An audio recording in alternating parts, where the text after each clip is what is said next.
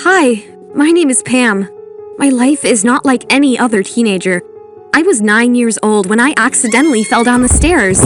After that, I went deaf. But life has a way of moving, and so did I. I didn't give up and mastered the skill of lip reading. I finally began to talk to people, but the pain of not hearing stayed deep down in my heart. But then, something happened. Something unimaginable. I was sitting on the school swing by myself, upset and thinking about what will I do with my silent life, when a kid pushed my swing and I lost balance. I fell on the ground, hit my head, and suddenly loud throbbing sounds almost numbed my ears. It was like millions of people screaming all together. As I got up, brushed the dirt off my jeans, and I heard the school bell. Oh gosh, I could hear now.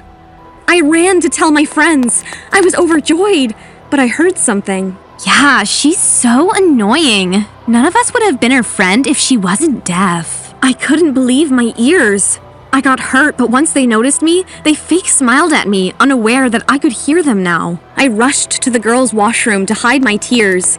But on my way, I heard something terrifying that gave me goosebumps. It was our school's janitor, Ludo. He was threatening someone over a phone call. Really? You want to trade your kid's life, mate? Good. Drop the money at the highway gas station dumpster. And, need I say what happens if you call the cops? Suddenly, he opened the door and there I was. I got scared, but quickly moved away. Hey, Pam. All good? Yes, just going for the next class. Great. We'll see you around then. I came back to class and sat down. Everything was going fun when I felt something slimy in my hair. As I touched it, I jumped in disgust.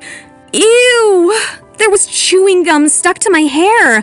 Of course, it was the work of Jim, my arch enemy. He's been bullying me since 5th grade. I hate him. Why would you do that, you psycho freak? Ah! He laughed like an idiot. I showed the teacher what he did. She sent him to the principal's office, and like that, another humiliating day of my life came to an end. Later, I came out of the class to go home, but a weird incident caught my eye. I saw Jim standing with his parents. Something about his body language made me sense trouble. So I scooted close to listen. We should call the cops! The kidnapper needs to get caught! But Jim was going on and on about how they should call the police, but his parents were against it. It all made sense now. Looks like the janitor had kidnapped Jim's brother. My God! It just hit me that I'm the only person who knows this information. What should I do now? Maybe my sister would help me. So I quickly reached home and looked for my sister Miley. She was in her room. I stopped outside her door. Miley was talking to her boyfriend on the phone. Can you believe this? I always wondered how can that stupid be my sister. No wonder she is adopted. Ugh, no, Jack, this isn't a joke. What? I'm adopted? And the sister whom I loved all these years has nothing but hate in her heart for me. No, there must be some mistake. I can't be adopted. I hurried up the stairs. My parents were fighting, which I could hear. My mom was asking for a divorce. My dad had cheated on her with the maid. He was begging for forgiveness. So does that mean I'm my dad's daughter from an affair? Miley and I are half-sisters. What is happening to my life? I closed the door of my room and started crying badly. Why? Why is this happening to me? I stood in front of the mirror and looked myself in the eye. This is no time to cry, Pam. It's not your fault that your family is falling apart. But what about Jim's family? Only I can save his brother and bring him back unharmed. I changed into my joggers, grabbed my hiking backpack. It has everything I would need for a break-in. You will soon find out why. I left home without telling anyone anything. This is my secret mission, and I'm going to do it alone. I'm going to save that kid, no matter what. So, what am I up to? I'm going to sneak into my school after closing hours and get the details on the janitor. I better hurry up. Hey! Hear My Story just uploaded another video. Can't wait to watch it. You should subscribe to their channel too. But I better get going now. The school seemed so spooky after dark. It was pin drop silence. I jumped the backyard fence and opened the back door using my bobby pin. I was walking down the corridor when I heard footsteps behind me. I turned around and got shocked. It was Jim. What are you doing here? I could ask you the same question, you know. I came to search my brother's locker for any clue before he went missing. Wow, so he does have a mind, and it works well. I can help you with that. Jim was shocked at first, but then smiles. Let's do this. We need to go to the data room. I started walking, but Jim grabbed my hand, saying, Wait, how did you know I was behind you? You can't hear me coming, right? "Oh no, he's using his mind a little too much now." "Fine, Sherlock, I got my hearing back. And I know who kidnapped your brother." Who? I confessed everything. I told him about the ransom call Bluto was making the other day. Jim's face turned red in anger. I will teach him a lesson right now! No, wait! We must find out every detail about him first. Without evidence, the cops will never arrest him. Any wrong move will create more trouble for your brother. So that's why you came to school? Just to save my little brother? Jim's face shook in embarrassment and shame. He never expected that the girl he bullied all these years will get on the mission to save his brother's life. I'm sorry for all the times I hurt you, Pam. Thank you for helping me. Seriously? So the biggest high school bully is now thanking me? What was that? Oh no! We heard footsteps coming our way. Quick, hide! We hid in the dark corner and watched a guy dressed in a black hoodie coming out of the basement. He removed his hood and looked around. Why is Bluto here at this hour? Probably making another ransom call. We must think of a plan if you have to catch this man. Next day at school, Jim and I met at lunch to make our plan. We were talking and discussing things when I heard a whiny voice. Jim? Duh? Where were you last night? I waited for you, like, forever. Kathy, I'm in the middle of something. Wait a minute. Why are you sitting with the deaf chick? You despise her, remember? Jim got offended by this, and he got up holding my hand. Let's go somewhere we can talk in peace. Maybe I should go. Kathy pushed me away from Jim and charged at me like an angry bull. What's happening, dumbskull? Trying to steal my boyfriend? Kathy, stop making a scene! Oh, you don't know me then. Before I could say something in my defense, Kathy lunged at me. She grabbed my hair, and I too had enough. We started fighting like wild cats. You think you're better than me? Ah! Get off me! Oh no, it's Principal Cohen! The principal stopped our fight and sent all three of us to detention. As I sat on the desk with a grumpy face, Kathy still went on in her annoying voice. This is all happening because of this mute button. Do you love her?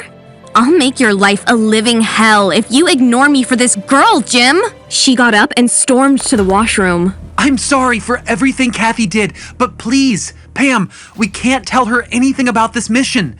She will ruin the plan, no doubt. Hey, do you hear that? Jim and I opened the classroom door and peeked into the vast, long corridor. Bluto was heading to the library with his cleaning cart. That man is the ultimate evil. How about we call the cops now and tell them to search his house? He has definitely locked up my brother there, right? Fine, let's do that, but we need to use the phone in the school reception. Come with me. We tiptoed to the reception. Thank God there was no one to catch us in the act. We dialed 911 and told everything to the operator, and then mysteriously hung up the phone. An hour later, we were permitted to leave for home. Kathy didn't talk to any of us and just got into her father's shiny car. Jim and I began walking together. So, you and Kathy, huh? I know.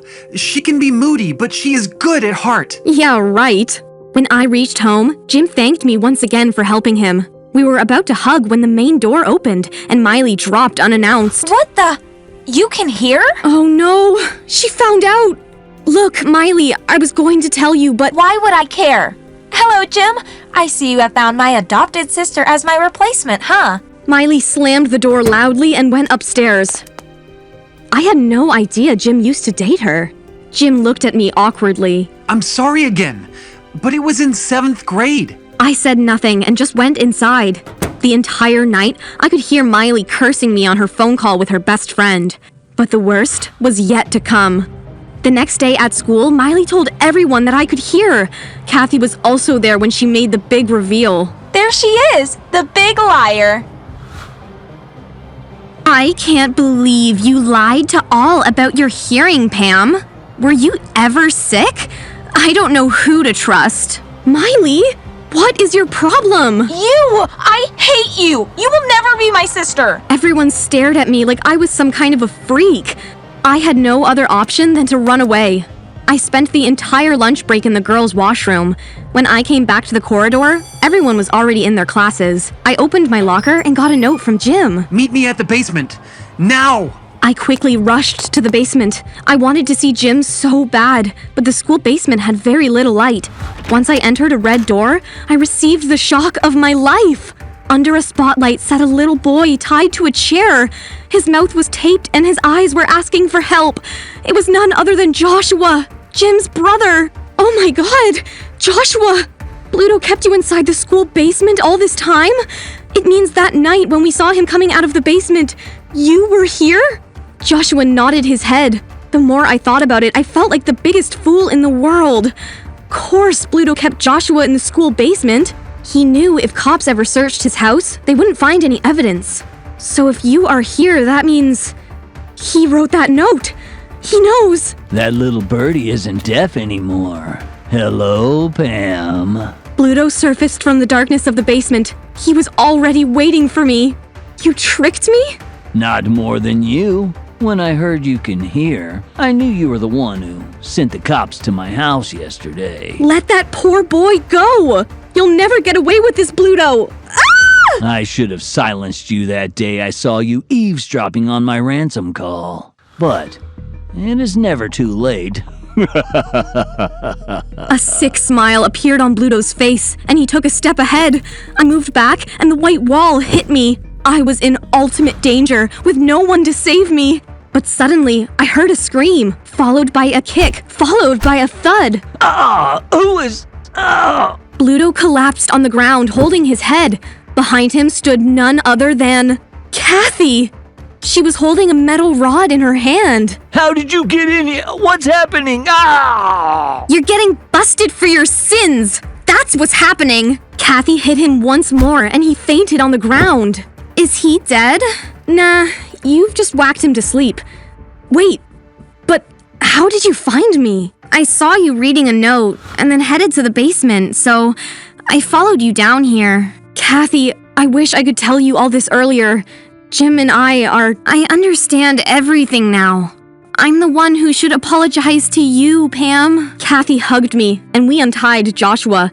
When we came out from the basement with Joshua, everyone was shocked. Joshua?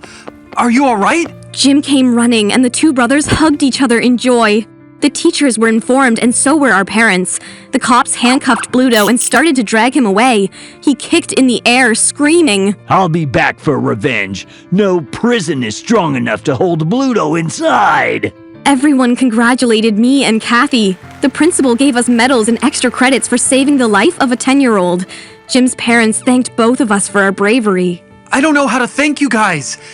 Without the two of you... It's all right, Jim. Now take your beautiful girlfriend on a date. Kathy blushed and smiled, realizing no one was trying to steal her boyfriend in the first place. I turned around to finally leave for home and got face to face with Miley. But this time, she had tears in her eyes. I was wrong. Mom told me everything, Pam. You are not an orphan. You are my... I heard Mom and Dad the other day. I know we are half-sisters, but I don't blame you for your reaction. I'm sorry. I should have been there when you needed me. Can you forgive me? This got me overjoyed with tears. I hugged my sister. Our parents held our hands and got back to normal. Everyone in school is my fan now.